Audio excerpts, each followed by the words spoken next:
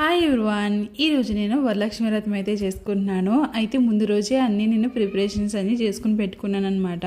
అయితే తెల్లవారుజామున 3 o'clock లేసి తలస్నానం చేసి కిచెన్లోకి అయితే వచ్చాను. ఇంక రాగానే కడగవలసిన అన్నీ కడిగేసాను అనమాట. అంటే మినపప్పు, శనగపప్పు ఇవన్నీ కడిగేసి పక్కన పెట్టేశాను. ఇంకా స్టవ్కి అయితే ఇలాగ కుంకుమ పసుపు బొట్లు అయితే పెట్టేశాను. అలాగే నా దగ్గర చిన్న రోల్ అయితే ఉన్నది. ఆ రోలుకి కూడా పసుపు రాసి ఈ విధంగా కుంకుమతో బొట్లు అయితే పెట్టేశాను. అయితే నేను బూర్లు వేస్తున్నాను కాబట్టి బూర్లకి శనగపప్పు ఆల్రెడీ కడిగి పెట్టేసుకున్నాను కదా, అది కుక్కర్లో వేసుకుని ఒక 3 విజిల్స్ వచ్చేదాకా అయితే పెట్టుకున్నాను. అది ఉడికి లోపల నేను గ్రైండర్లో అయితే పప్పు అయితే వేస్తున్నాను. సో ఫస్ట్ అయితే గార్లిక్ అయితే వేస్తున్నాను. ఇంకా గార్లిక్ రుబ్బేసిన తర్వాత ఇంకా బూర్లకి అయితే వేసాను అనమాట.